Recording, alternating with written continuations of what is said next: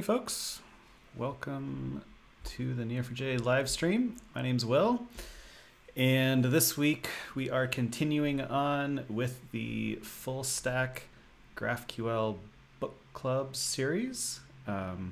Last week we covered chapter 1, so if you are following along, today we will cover sort of chapters 2 and 3. I'll talk a bit about what I mean by sort of chapter 2 and 3. But first of all, if you don't have yet a copy of the book, you can download it for free here. I'll drop a link in the chat.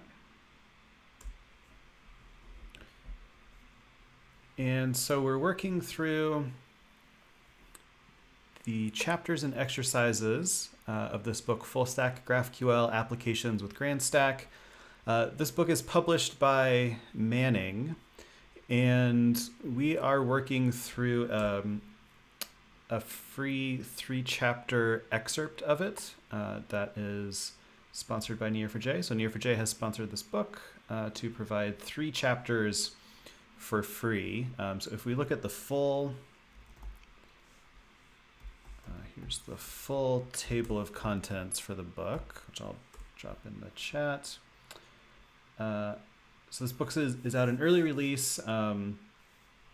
Last week we covered chapter 1, which was sort of an overview of the different components of the GrandStack, so GraphQL, React, Apollo, and Neo4j database. Chapter 2 covers this idea that we call graph thinking with GraphQL.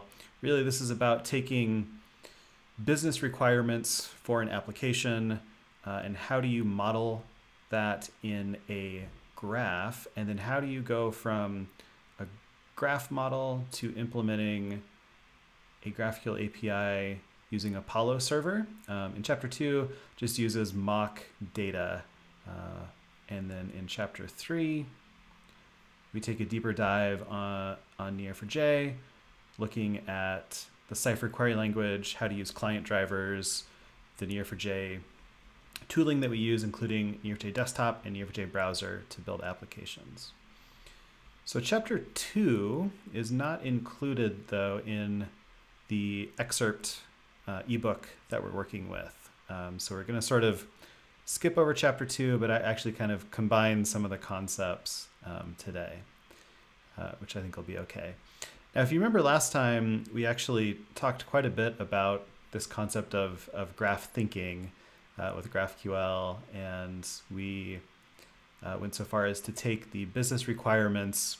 If you remember, I think, let's see if we still have this loaded in arrows. Yeah, there we go. So this is arrows. This is a diagramming and modeling tool for building graph models in Neo4j. And this is where we left off last time. So we went through the process of thinking of the business requirements for our application that we're building, which is a simple business reviews application. So we have users create reviews that review a business, and then the idea is I can then search for businesses in a category and view reviews and recommendations from other users.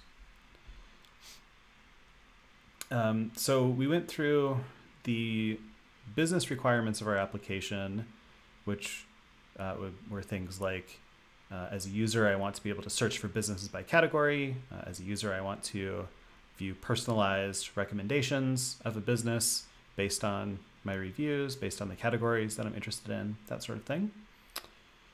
We translated that into this graph model. We talked about this idea of graph data modeling as this iterative process where we go through and identify what are the entities, those become the nodes, how are they connected, those become the relationships, and then we think of, okay, what are the questions that I have of the data?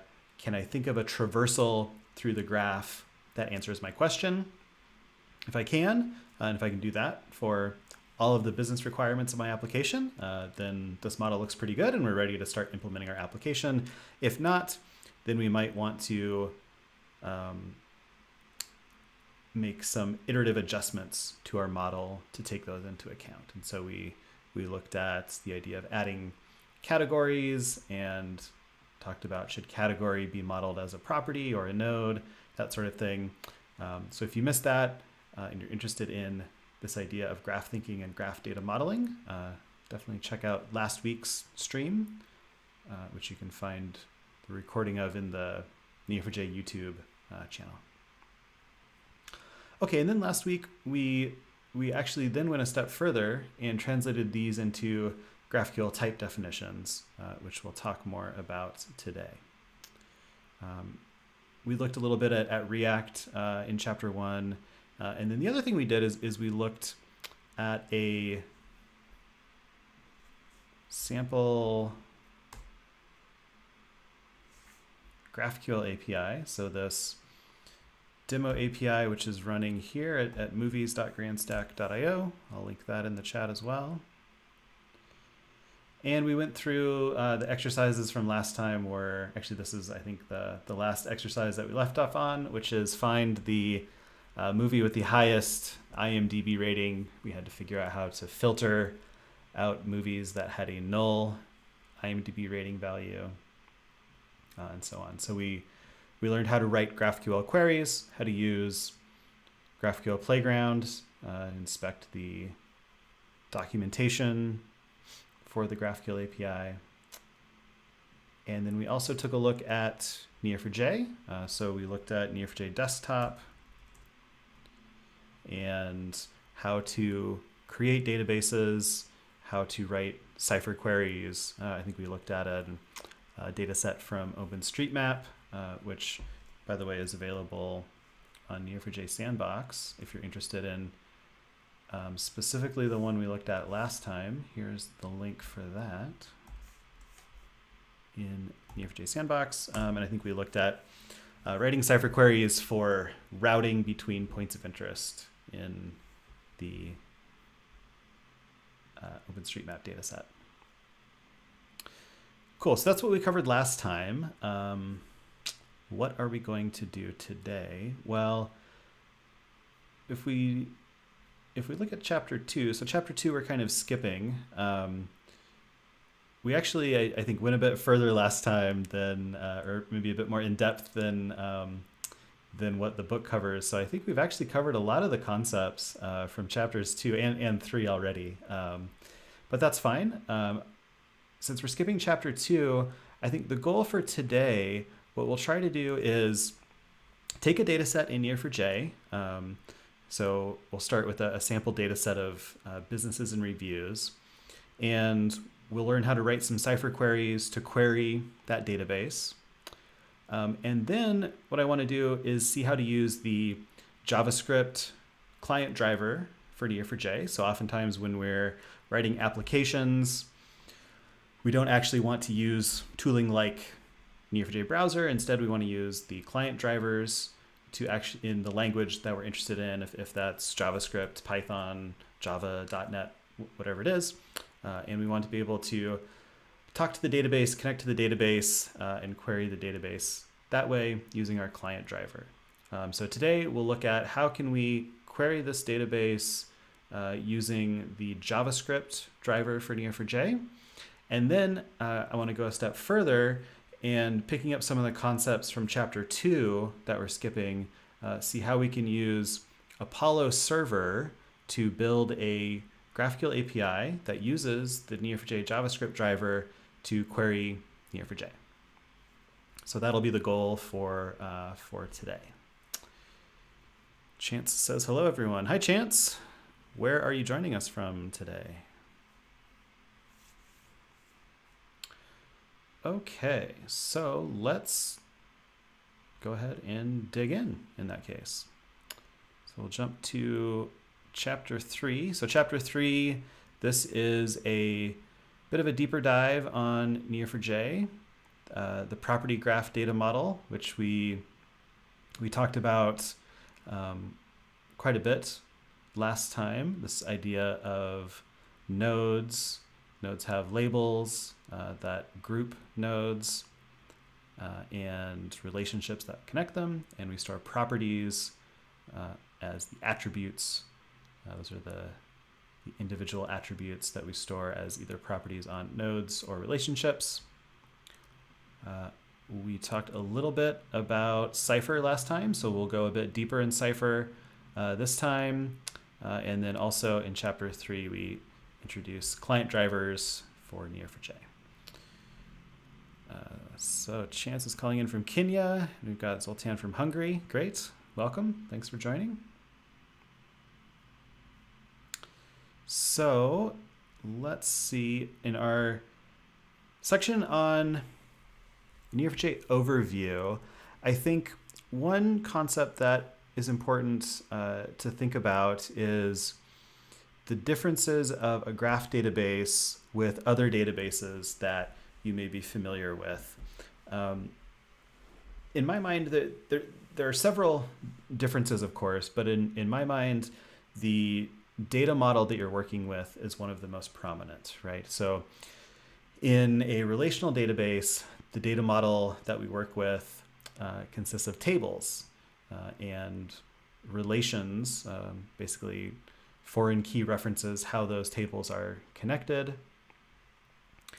We have a strict schema in a relational database that defines what are the attributes of each table, what is the type of each attribute, that sort of thing. And we typically use SQL to write queries and work with relational data. This concept of a join is very important in the relational world. So if I have a foreign key that's referencing an entry in another table, I need to do a join operation, essentially seeing where those two tables overlap. This set operation that's using an index to compare where those two tables overlap to give me the result of my join. That's kind of like finding a relationship. This join operation, the set comparison operation that's using an index to see where these two tables overlap, the performance of that starts to break down when I have lots and lots of data. So when those tables are very large, those joins become very slow because I'm comparing where the entire two sets, the entire two tables overlap. So I have to use this global index to do that. So this is a common problem or a common thing to think about, at least, with GraphQL, because we're often constructing these very nested queries that result in several joins in a relational database with GraphQL. So then a document database is something like Mongo or Couchbase, where I have collections and documents.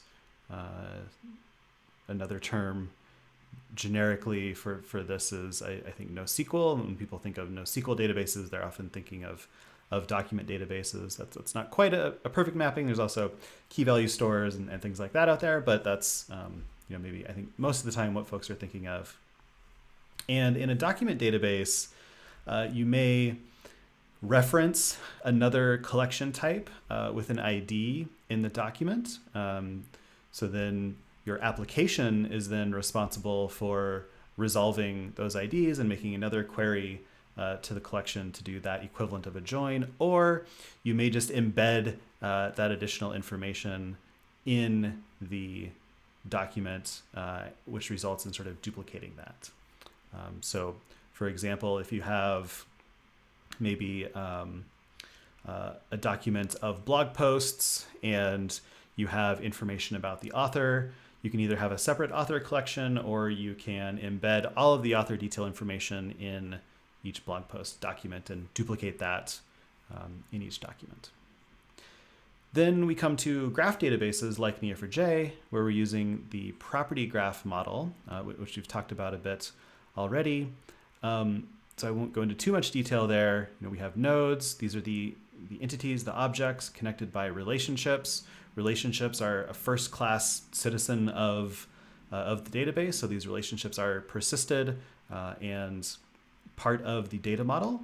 Whereas if you look at the relational model, those joins are essentially finding relationships at query time. So not necessarily stored in the database themselves. So anyway, with the sort of graph nature in GraphQL, where we are often traversing a data graph in a graph database, to me, I think this is really a perfect matchup because one, from the data modeling aspect, there's a very close one-to-one mapping of how we think about the data as a graph in GraphQL and how we model, store, and query that data in the database. But the other aspect is the performance consideration. So because in GraphQL, like I said, we're often creating these nested queries that are referencing other objects, a graph database like Neo4j is optimized for doing that traversal. To traverse from one node to any other is a very fast and constant time operation in a graph database like Neo4j. So unlike relational databases where we're comparing sets, comparing where entire tables overlap to execute a join, in a graph database, you're essentially just chasing a pointer to an offset on disk, and that's very fast. It's not dependent on the overall size of the data. So anyway, those I think are some important things to think about when we're looking at the backend database for our application, and in this case with GraphQL. So we talked a bit about the data modeling considerations already, so I might just skip over that. We also looked last time a little bit at Neo4j Desktop and Neo4j Browser, which is a query workbench. We'll dive into that in the exercises, so I'm going to skip over those sections as well. And then we come to a section on Cipher, and here we're referencing the Cipher manual and the Cipher Ref Card. So let's bring this up. So Cipher Ref Card. This is a great reference document. Let me drop a link in the chat. It's a great reference document for learning and referring to the different operations, the different clauses, the different syntax for these different operations that I can do in Cipher. Fundamentally, Cipher is all about pattern matching. You can think of Cipher as query language for graphs. Think of it as maybe SQL for graphs if you're familiar with SQL. But pattern matching is a fundamental part of Cipher. Do we have an example here? This example is kind of, yeah, here's a good one. So with Cipher, we create these patterns. Here we're defining a pattern for a single node. So nodes are represented in parentheses. So this is a single node with the label business and assigning it to the variable b, which we can then refer to later to this, in this case, set the name property of this business node. And this is a create operation. So this creates one node in the database. Let's go ahead and skip to the exercises here and just get our hands dirty. Oh right, and then there's also client drivers, which we'll talk about in a second. I'm just going to bring up the developer guide. So this is the developer guides for Neo4j, which is a good resource for learning how to use Neo4j, many different aspects of Neo4j, and how to use Neo4j with different tooling. And we are interested in the drivers and language guides, and specifically JavaScript for Node.js. So we'll refer to this later on, but basically we install the Neo4j driver package, import that. We can then create a driver instance to connect to our Neo4j instance. We create a session object, and then that session can send Cipher queries that then give us results to work with in our application. Okay, so let's jump over to the exercises and just start off here with number one. Oh, first though, we need a data set. So this says, to complete the following exercises, run the following command in Neo4j Browser, play GrandStack, to load a browser guide and embedded queries. Then we load this larger, more complete sample data set of businesses and reviews. After running the query to load the data in Neo4j, then work through these exercises. So great, let's switch over to Neo4j Desktop. I'm going to go ahead and create a new database. We'll call this Chapter 3. I need to set a password. It can be whatever I want, but I want to remember what it is, since I'll need that when we start using the client driver.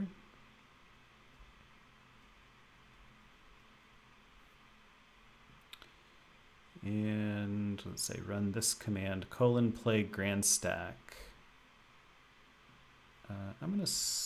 We can click here to open Neo4j Browser in desktop, but it's also running locally at localhost 7474. So I'm just going to switch to that since I already have my tiled windows set up here. Okay, so this is Neo4j Browser, which we used last time. Last time we were using a preloaded data set. So if I run a query now that says match in, return count in, this is saying match. So find parts of the graph that match some pattern. What's the pattern? Well, open close parentheses means a node. We're not specifying any qualifiers, any predicates here. So it's just going to match on any node, regardless of the label, assign that to the variable in, and then we're going to return. What are we going to return? Well, passing in to this count aggregation function that will tell us that we have 0 nodes in the database. So there's nothing in the database. We want to run play GrandStack, and has this embedded query, which we can click on.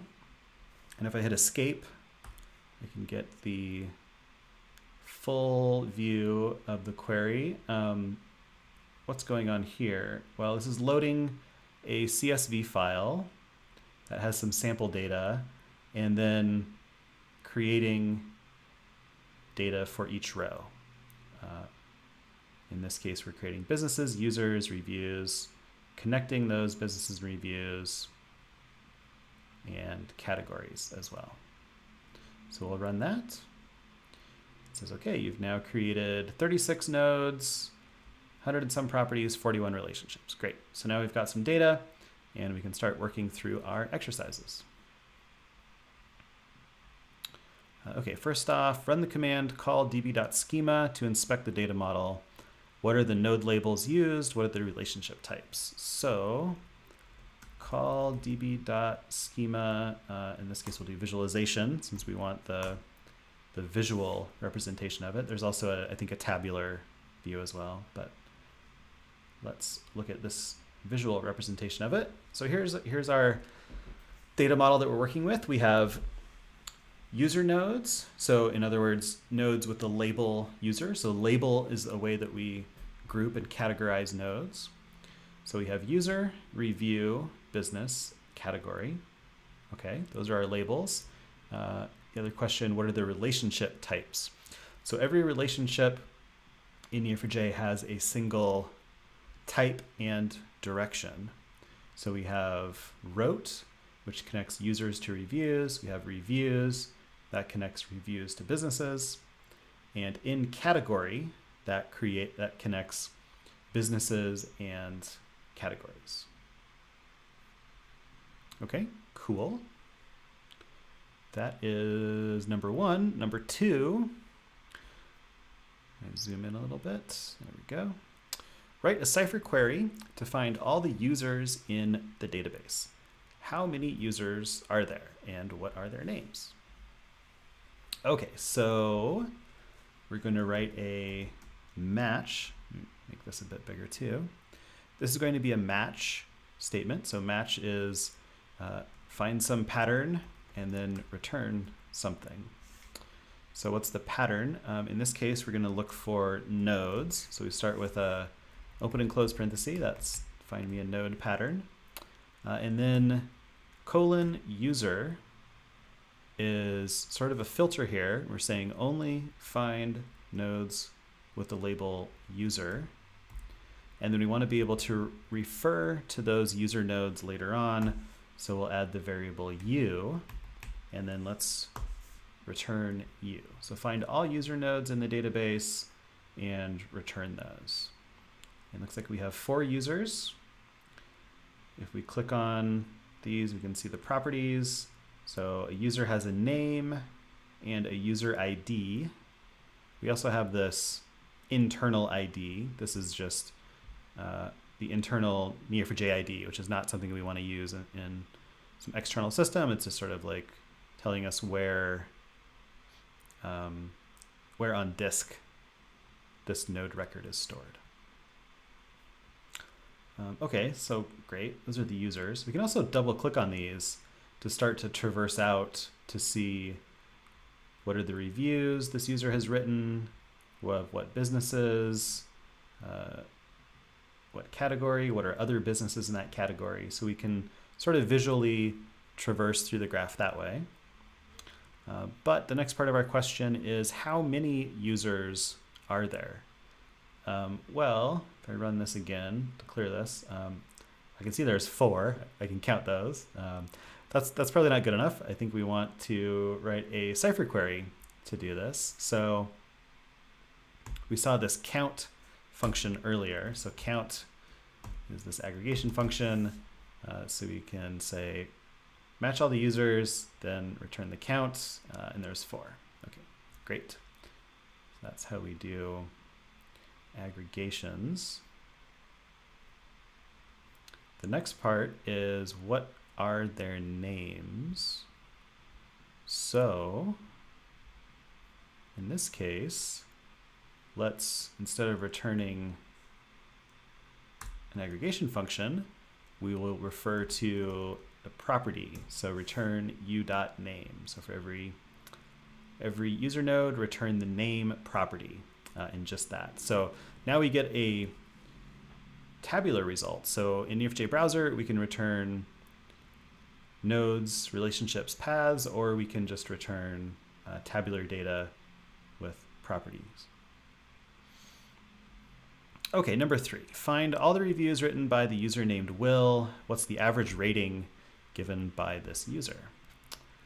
Okay, well, if I do Shift Enter, that's going to give me the multi-line editor. And now I'm going to need to define a more complex pattern. So previously, I was just defining this node with the label user pattern. In this case, now I want to traverse out from this user to find user wrote review. And let's add an R here. So now U is going to refer to the user, R is going to refer to the review. And I only want the reviews written by this user named Will. So let's add a where clause and a predicate where u.name equals Will. And let's do a return star. So return star, this will return, return star. This will return everything that we've assigned to a variable here. Let's style our graph a little bit. So if I click on review, I can choose the caption that I want to show. Let's display the stars. So that's the rating for the review. Okay, so Will's written 5 reviews, but I want to know what are the average rating given by this user. Well, okay, we saw how we can do the count aggregation function. In this case, we're going to use the average aggregation function. And instead of just passing in a node, we're going to pass in just a property. So give me the average of the stars, not on U though, on R on the review node. So on average, this user will is a 4.2 rating across his reviews.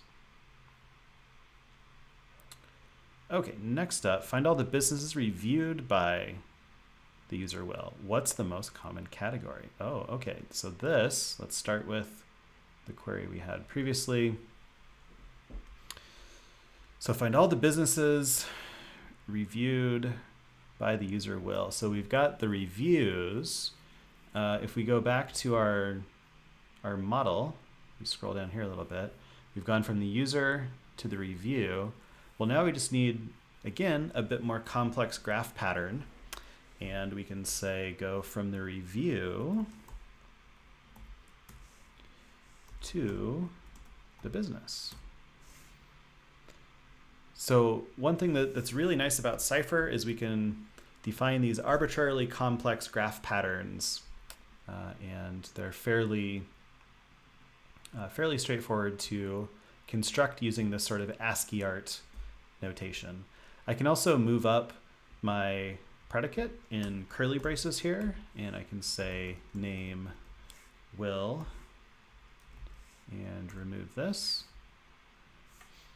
Becomes a bit much to leave on all one line, especially because I'm zoomed in. Let me zoom out a little bit. There we go.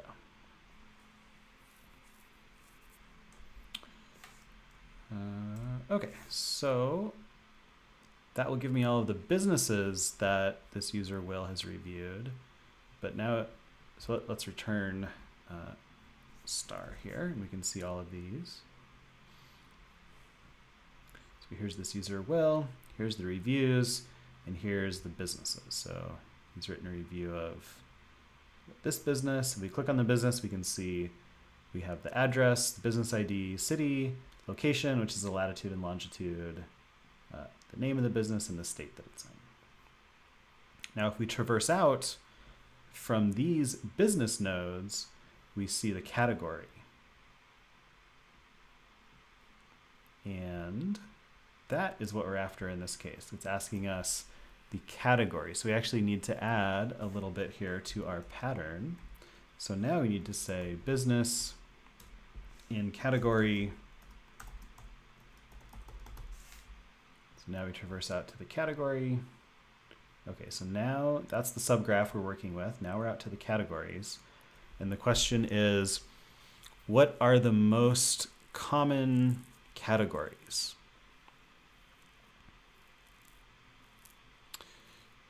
Yeah, and so like Chance says in the chat, yep, instead of using the where clause, we can just move that in the curly braces. Yep, exactly. Well, we can return the category. Okay, so here's all the categories, but it says the most common. Well, what do I mean by that? Well, if we see here that we have categories that maybe are showing up more than once, right? So, although in this case, we may not actually have that. We may just have one category or one entry for each category. But anyway, let's write our query. So in the relational world or in SQL, what we would do here is called a group by. So we would do something like group by category return count or something like that. In Cipher and Neo4j, there's an implicit group by. Anytime we return something along with an aggregation, we get an implicit group by whatever we're returning alongside that aggregation. So in this case, we can return c.name. So that's going to be the name of the category. And then let's return count star as num. So num is the number of times that category shows up. And in this case, that's not very exciting because all these categories only show up once. Okay, now write a query to recommend businesses to the user named Will that he hasn't previously reviewed.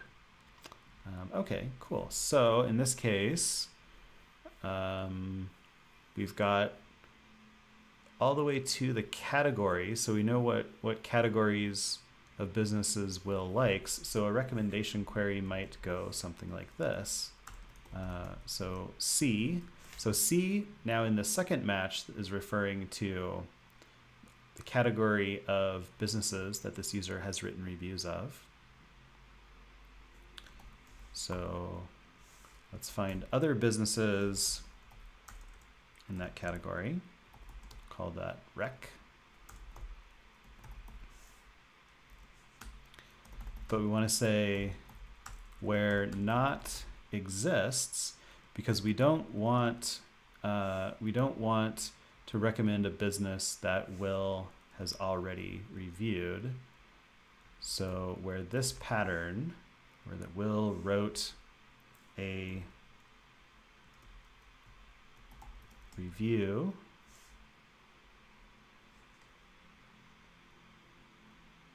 and that review reviews the recommendation. Right? I zoom out a little more, make that a little more readable. There's some long paths, and then return that recommendation.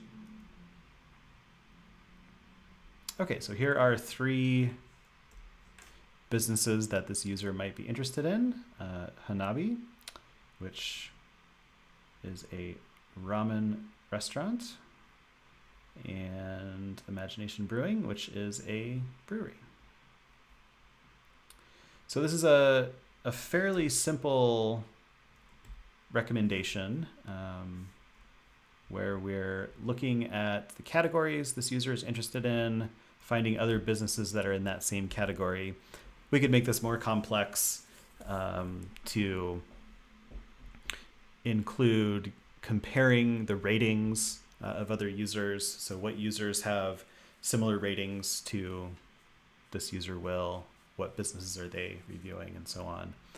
Those kind of queries are really nice to write in Cipher and in graph databases.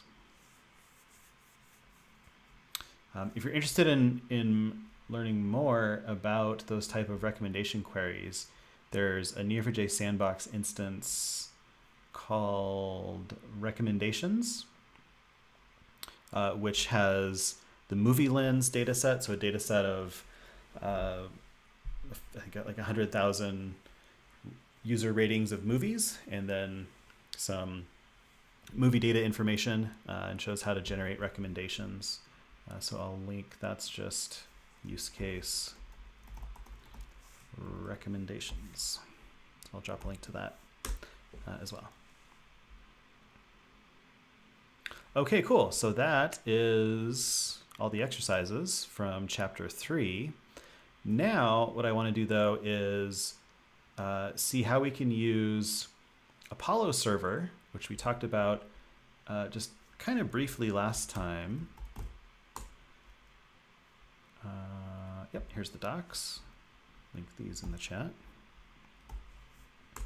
So Apollo server allows us to take GraphQL type definitions. The type definitions define the data available in our GraphQL API. Take those, and the resolvers. The resolvers are functions that have the logic for actually fetching this data from the data layer. So Apollo server allows us to take type defs, resolvers, combine those together, create a GraphQL executable schema object, serve that over the network layer, take incoming GraphQL requests, execute that against our schema and resolvers, and send back results.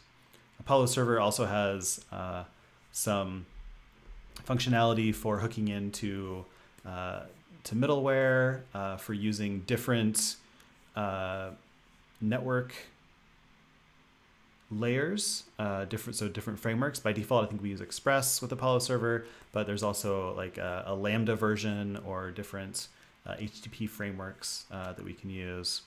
You can also use Apollo's data source abstraction, which gives us server-side caching and things like that in Apollo server. So there's a lot more to Apollo server than what we're going to look at today. But today, what I want to do is just see how we can use the JavaScript driver to build a simple GraphQL API. Hey, Isaac, thanks for joining. Thanks for the message. Okay, so where to get started? Well, let's start with creating a new node project. So where's my terminal? Where is my terminal? Good question. There we go. Okay, so let's call this chapter 3, and do an npm init, and then npm install. What are we going to install? How about Neo4j driver, Apollo server, and I think we need the GraphQL implementation. So we'll install those 3 packages. And the first thing we're going to do is basically replicate this kind of result here, where we're using the Neo4j JavaScript driver just to execute a query and log the results. So let's open this up in VS Code. Should I do this side? No, let's leave this open. Let's cover up our book here.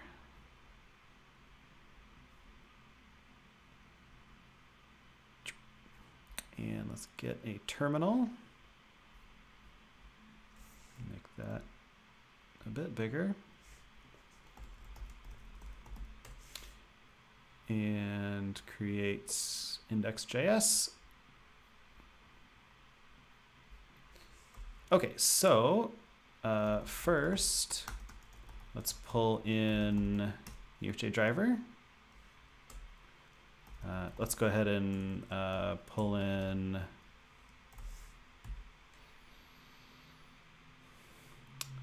Apollo server. And we'll also pull in GQL, which is a parser. GQL template tag allows us to parse GraphQL type definitions from Apollo server. Okay, and then we can create a driver instance. So this will be Neo4j.driver, and the connection string by default. So I want to connect to the database that I have running locally that I started in desktop. That's going to run with the Bolt protocol on localhost 7687. And then there's different ways that I can authenticate into the database, but I just want to use neo4j.auth.basic, which just takes a username and password.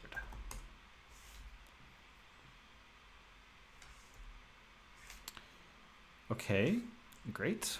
Got my driver instance. Let's just come up with some query. How about match in, return count in? So just tell me how many nodes are in the database. Then with the driver, we create a session. So a session is kind of like an object that's going to do a unit of work. In this case, that work is going to be running a query. But we want to make sure that we close sessions as soon as we're done with them, since that represents sort of a connection to the database. So we don't want to leave those hanging around. We also can use await async here. So what I'm going to do is create a new async function called main. And then in main, I'm going to have a try block and finally session.close. So this will ensure that our session.close function, gotta call it, So in here, I'm gonna execute the query, log results. So why do this in a try catch without a catch? Well, this means that session.close will always be called regardless of what happens when I run the query, so that session connection to the database gets closed. Calvin says, thanks for the ebook. Lifesaver at literally the perfect time. Great, cool. Glad you found it. Calvin, tell us a little bit about what you're building. Maybe are you working on a project? You mind telling us a little bit about that? Okay, so what do we want to do? Well, we want to run the query, so we'll say the result is going to be await session.run and pass in the query. So await, this is just a nice way of working with promises and async. So because this is an async function, we can say await here, and the driver will go out to the database, asynchronously get the results back, but because I'm saying await, we won't move on to the next line until we actually have our result. And then just using this example we have on the right, we'll say our single record is going to be result.records, which is an array. So Cipher returns array of results, array of records. So let's just grab the first one, and then let's say the result is going to be single record.get. So a record is like a result set or a result object, and we want to then grab columns. So in our query here, we're returning tabular data, so count in. We can alias that to num, or we can give it no name. So we could say get num here, or in the example here, it's just grabbing the first column if we don't care about what it's called. In this case, we'll grab a column called num, and then this is going to be an integer to represent the double precision integers, or the 64-bit integers that Neo4j uses. We can cast those to a JavaScript number type, and then console.log r, and then call our main function. Why did we create this main function? Well, because we wanted to use async await, and that needs to be wrapped in a async function.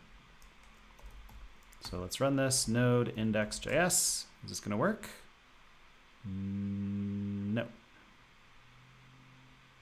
It did not log anything. Why not? What went wrong here? Neo4j driver.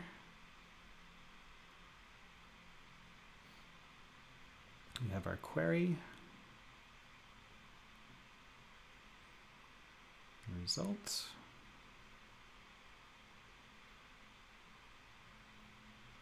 Session.run. Result.records. Single record.get.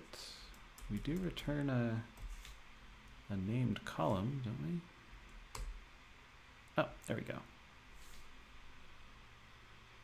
Okay, so it says there are 36. So I was not grabbing the right column, I guess. Okay, cool.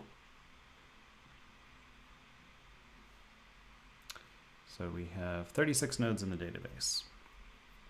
Okay, so what I want to do now is modify this to work with Apollo server and use this JavaScript driver to execute a query, but in a GraphQL server implementation. So let's get rid of this part, and let's bring in our type definitions from last time. So I have these saved. Where are they? Ah, here they are. So now we're going to say our type defs. So this is what we wrote last time. Wrap these in the GQL template tag. So we said, okay, here's our type definitions: user, review, business, category, query type, search for businesses. That's what we came up last time for the type definitions that map to our business requirements. And then we said that Apollo server allows us to take type definitions and resolvers, combine those together to get an executable GraphQL schema. So now we need some resolvers. Let's just leave that, see if we can get away with leaving that blank for now. And then the next thing we want is to create a server. So we'll say server equals new Apollo server, type defs, resolvers, and I'm also going to specify a context object that takes our driver. What's going on there? Well, each one of these, there's no resolver functions quite just yet, but each one of those resolver functions is passed this context object. So this context object is a great place to inject like database connections, or if we have like API data fetching logic layer, to inject that into the context object. So then in our resolver functions, we can access those things. And then server.listen. And then I think we can, this is returns a promise that we can log the URL so we know what port it's listening on. Let's give that a try. It says localhost 4000. If we go to localhost 4000, we should see 4000, not 3000. We should see GraphQL Playgrounds. And if we go to our docs tab, we can see, yep, this matches the type definition. So the query type has 2 entry points, the current user and a business search. So what we want to do is implement business search, because right now, if we write a query that says business search and a search string, I don't know, search for the library and give me the name of the library, we get back null because we didn't write a resolver function for that. So let's do that now. I just need to let someone know I'm going to be a little bit late for my meeting, so we want to finish this out before we drop.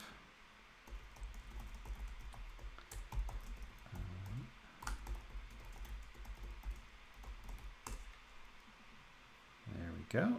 That's fine. We'll finish this out. So, okay, we need to write a resolver function for the business search field on the query type. Well, resolvers, this is like a map of resolver functions. And so we're going to have a query object that's going to have resolver functions for all of the query fields. So this is going to be business search. It's going to be an async function. And every resolver is passed a few things. The first thing that it's passed is an object. And because resolvers are called in this nested fashion, we're passing along whatever we've resolved thus far. And in this case, because this is a root resolver, we haven't resolved anything. So in this case, this object, this is going to be blank, or going to be empty. So we don't really care about that at the root. So we'll just call that underscore. But we will be passed a params object next. And these are the field parameters. So any arguments, parameters that we pass in here. So in this case, we have to pass a search string. So we definitely want to know the params. And then we also are passed this context object, which is where we have injected our driver instance.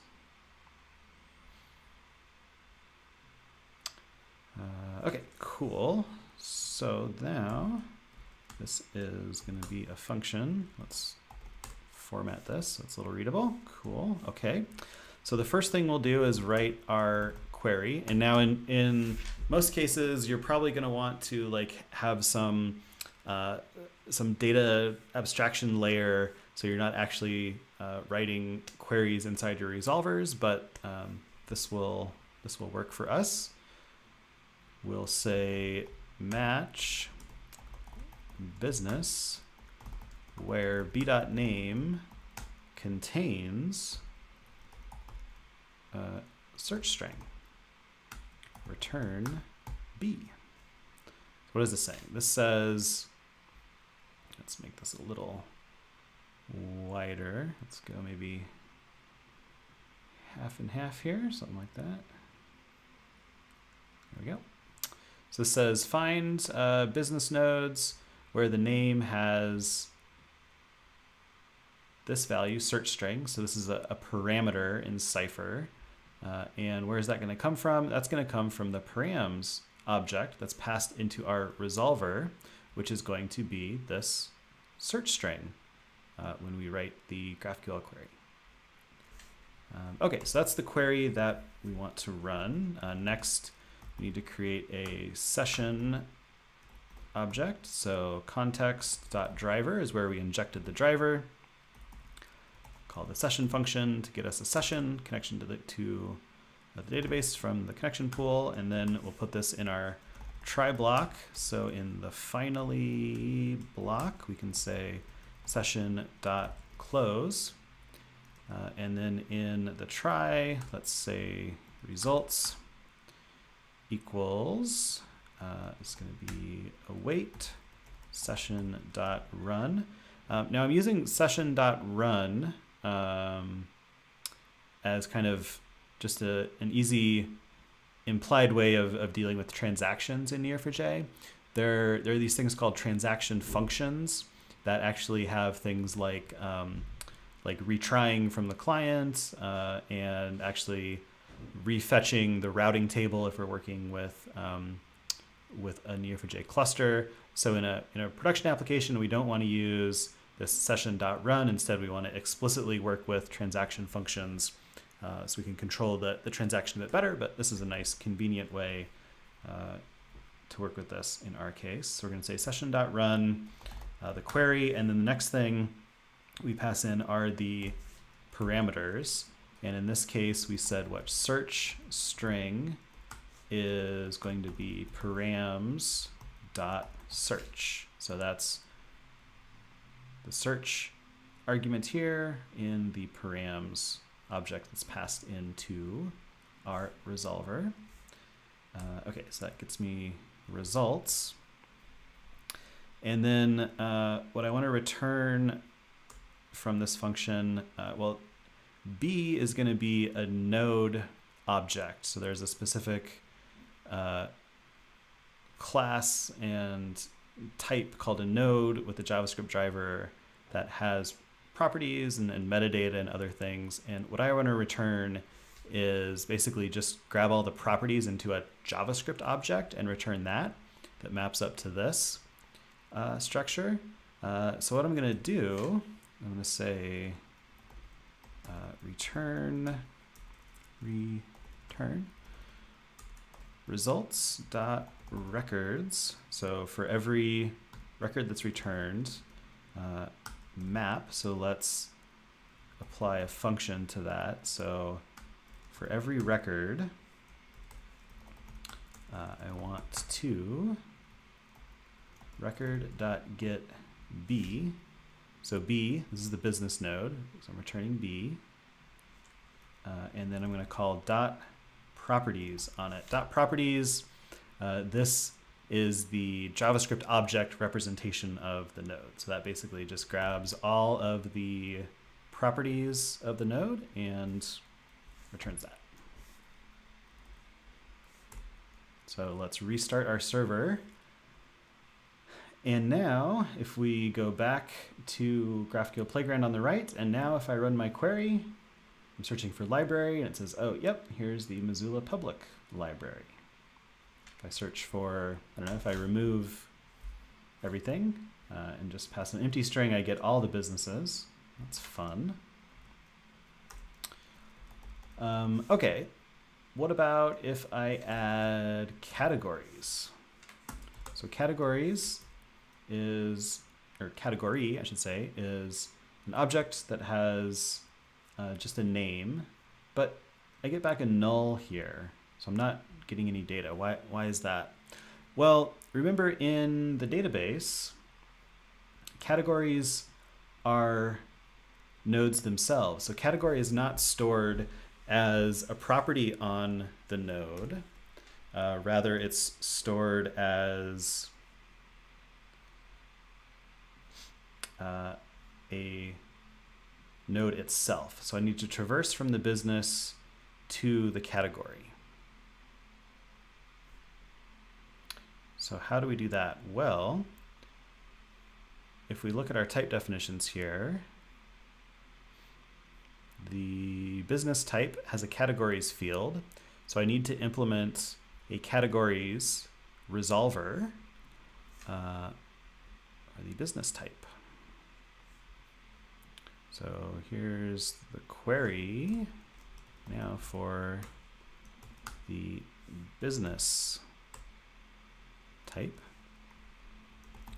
We need to implement a resolver called categories. And this is going to be kind of similar. So an async function, it is passed. Remember, these resolvers are called in a nested fashion. So it's passed whatever we've resolved previously. So we've resolved the business object. So we also bring in any parameters and the context object. Okay, now let's write our query. What's our query going to be? Well, let's match from the business, and we know the name of the business, because remember we've resolved the business so far, so we know the business node. We'll look it up by name, but we want to traverse out to category, any category nodes, and this time let's just return the name of the category, alias that to cat. Okay, then just like before, we need a session context.driver.session.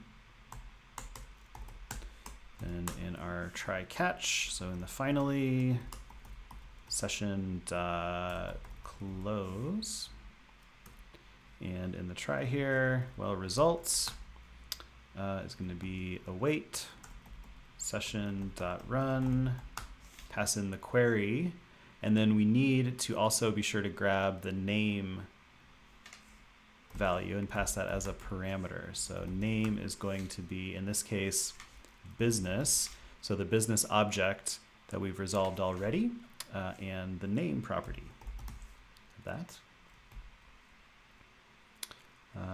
Okay, cool. And then we're going to return, just like we did before, results.records, and let's map over each of those records, because we want to sort of massage the data that we get back from the database. We want to massage that a little bit to get that in the right format that Apollo server is expecting for a list of category objects. And for that, we're just going to return an object. So category is simple. It just has a name. So we'll return an object with the key name and the value record.get cat, which is what we returned the name of the category as here. Okay, let's restart our server and see if that works. Back to Apollo server. So business search for the library. give me the name of the library, give me the categories. Previously, we were getting null for categories. If we run it now, hey, now we get the name is library. And if we remove the search criteria, will this work for every business? Yes, it will. So here's all the businesses we have and all of the categories. If you notice, when I run this, well, the first time I ran it, it was a bit slow. And why was that? Well, it's because it's making now multiple round trips to the database. So first, we execute the business search resolver, and we get back this list of businesses. And then because we requested categories for every business, then we have to go back and for every business, make another query to the database to execute this query to fetch the business, which is not quite ideal. So in the next chapter, we'll see how to implement a faster, smarter version of this, looking at the Neo4j GraphQL integration. You can think of what we did here with Apollo Server as maybe a naive implementation of a GraphQL server, because we have this n+1 query problem where we're making multiple round trips to the database.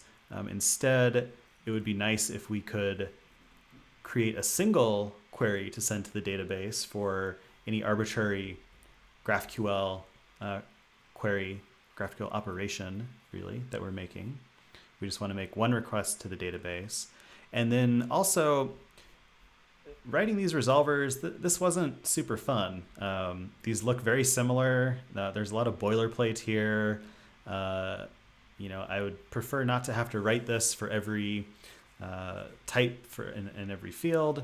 Wouldn't it be nice if we could have some auto generation functionality there that we're generating these resolvers and generating this data fetching logic for me? That would be nice. So that's what we'll look at in the next chapter, which we will dig into next Thursday, same time, 2 p.m. Pacific. If you don't have the book yet, I'll link it again here. Fullstack GraphQL ebook. This is a free download of 3 chapters of the O'Reilly book, focused mostly on the back-end aspects. Cool. So today we had a bit of an overview of Cipher. We worked with a data set of businesses and reviews, figuring out how to write some Cipher queries to query that. We also looked at using the JavaScript driver for Neo4j, and then we created a simple Apollo server GraphQL server implementation using the Neo4j JavaScript driver. And we queried some data to search for businesses by name, find categories, and so on. So next week, we'll take a deeper dive into the Neo4j GraphQL implementation and build out a much more functional, complete version of this API. Thanks for joining today, and hope you can join next week as well. Cheers.